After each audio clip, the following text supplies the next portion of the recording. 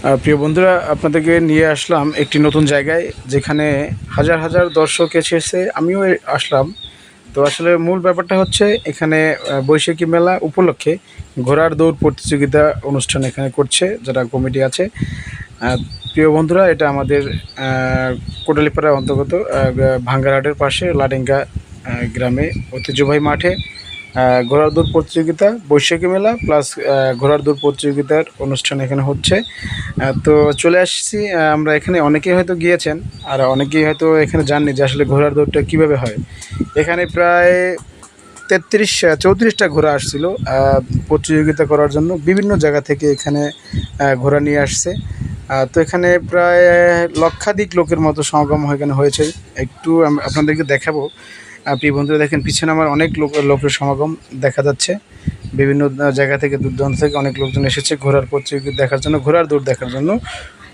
তো আপনাদেরকে আমি একটু পরেই নিয়ে যাচ্ছি ঘোড়ার দৌড় যেখানে হবে সেই মাঠে নিয়ে যাচ্ছি।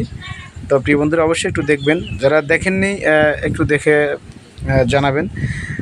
দেখেন আমি মাঠে চলে আসছি, দেখেন এখানে ঘোড়া কিন্তু দেখা যাচ্ছে, অনেক সুন্দর সুন্দর ঘোড়াগুলি এখানে আসছে। দেখেন এই যে দৌড় শুরু হয়ে গেছে, ঘোড়া এই যে একটা ঘোড়া চলে আসছে। তো এইভাবে 34টা ঘোড়া এখানে রেস দেওয়া হচ্ছিল। তো দেখেন রেসের এই যে ঘোড়াগুলি মাঠে দেখা যাচ্ছে। সবাই দেখেন, এটা আমি দেখানোর চেষ্টা করছি। দেখেন কত সুন্দর ঘোড়াগুলি, আর ছোট ছোট বাচ্চারা কিন্তু এগুলি শাওয়ার করতেছে, মানে ছোট বাচ্চারা এই ঘোড়ার শাওয়ার করে। হাই বন্ধুরা, দেখেন এই যে ঘোড়া কিন্তু রেস শুরু হয়ে গেছে।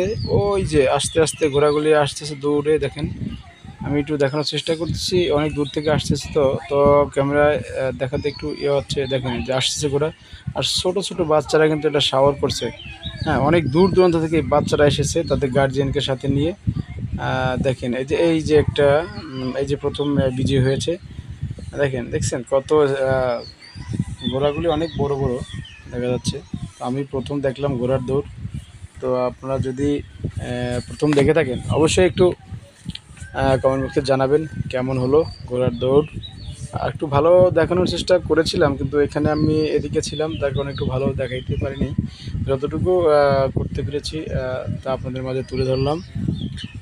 তো অবশ্যই একটু সবাই নতুন নতুন কিছু আমরা দেওয়ার চেষ্টা করব, আর সবসময় আমাদের যাতে আমরা নতুনত্ব কিছু আনতে পারি। তো আমি একটু এটা চেষ্টা করলাম। ধন্যবাদ প্রিয় বন্ধুরা, সবাই ভালো থাকবেন, লাইক কমেন্ট শেয়ার করে দেবেন। অসংখ্য ধন্যবাদ।